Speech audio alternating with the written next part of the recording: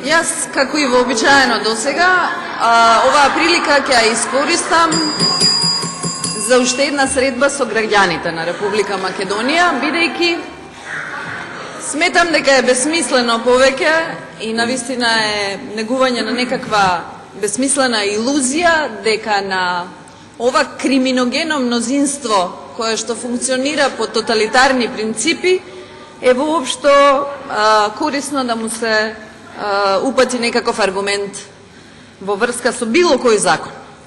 Затоа, како што реков, денес и оваа средба уште еднаш ќе ја искористам за средба со граѓаните, на кој што сакам да им кажам дека ова што денес го предлага Социјалдемократскиот сојуз повеќе има смисол за воспоставување некаква времена мерка која што или вето која што би требало да го заштити честното население вработено во администрацијата од шејтанот во салата на МЗТ кој што држеше говор пред некој ден. Затоа сметам дека е несоодветно да аргументирам за системот кој што е лошо поставен, системот на оценување, заради тоа што тој во својата основа е дестимулативен, заради тоа што се темели само и единствено на негова злоупотреба. Безсмислено е да се зборува и за решенијата за казнување и ригорозните казни за неподобните, заради тоа што нема надеж дека со оваа власт тоа ќе престане. Во оваа земја има во моментов нула политичка волја за реална оценка на членовите на администрацијата. А без таа волја останува единствено одговорноста за нестручноста и некомпетентноста на раководните структури во партизираните институции да се пренесе на тепачите и лепачите на плакатите од ВМРО, ДПМН и ДУИ. Затоа сметам дека не е здраворазумски и е скоро аутистично да се полемизира со аргументи со вака корумпирана недемократска власт како што е ВМРО, ДПМН и ДУИ. Што да се рече после серија на настани кои што од 2007 година или ако сакате од 1998 до 2002 па со продолжение од 2006 покажуваат дека тоа е партија која што никогаш немала елементарен демократски капацитет, зашто би можела да дадам потврда во извештајот од Европската комисија од уште 2007 година, почитувани граѓани, во кој што е јасно наведено дека големиот број на отпуштање на службени лица по промената на владата во 2006 година ја демонстрира исполитизираноста на поставувањето на сите нивоа на јавната администрација, со што се наруши нејзиното добро функционирање во 2007 година. 2007, извештајот на Европската комисија. Понатаму би сакала да потсетам на една случка која што мене ми е врежана како длабок спомен од Советот на град Скопје, каде што бев подолго време член. Стануваше збор за извесен господин Климен Стоилов, кој што замислете во сивито за добивање место во управен одбор на една институција, пишува член на ВМРО ДПМН од 6.10.90 година, благајник на КИЕ 69, од 2.7.2000 до 2.7.2004 председател на МК АСНОМ на ВМРО ДПМН, учесник на сите конвенции на нашата партија ВМРО ДПМН, член на ОК Аеродром од 23.11.2007. Ова е документ со кој што официјално се кандидира како спецификација на неговите квалитети го наведува за да членува во управен одбор. Тоа е таа структура која што ВМРО ДПМН ја прибира. Понатаму би сакала да споменам за нешто друго, а тоа е да речеме еден скандал од ноември 2012 година за кој што Алфа телевизија беше наградена.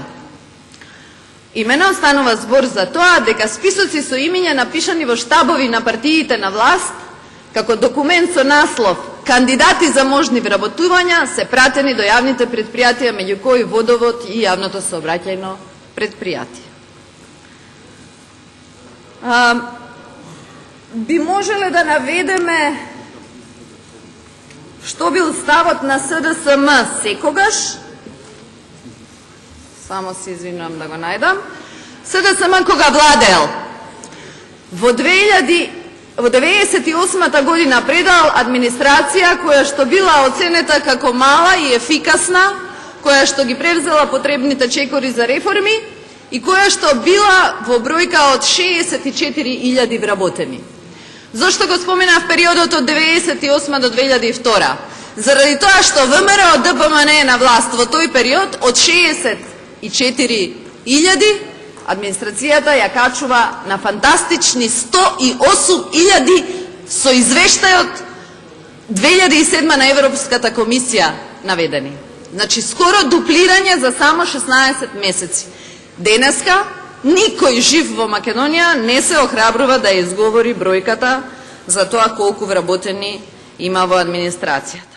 И тоа не е најголемиот проблем. Најголемиот проблем е дека ваквиот начин на пополнување на администрацијата сериозно покажува дека ова е искомпромитирана власт на која што, како што наведов на почетокот, наша задача како опозиција е барем до доаѓањето на една навистина демократска и одговорна власт да и се одземе силата за притисок и за манипулација на оваа врхушка на власт.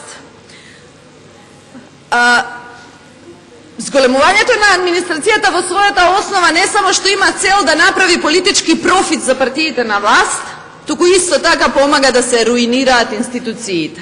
И мене навистина не ми е јасно како после сите овие сознанија од 2007 година, после сите сознанија од материјалите каде што видовме дека преку тефтерчиња се пополнува јавната администрација, или како после злоупотребата на најранливата група социјални случаи кои што преку македонски шуми се бореа да се качат на списокот на ВМРО ДПМН е погоре на редот, ние денес можеме да зборуваме за оценување на администрацијата. Оценување на администрацијата не може да прави тоталитарна власт, особено власт која што воспостави принцип да се оди на работа, а да не се зема плата.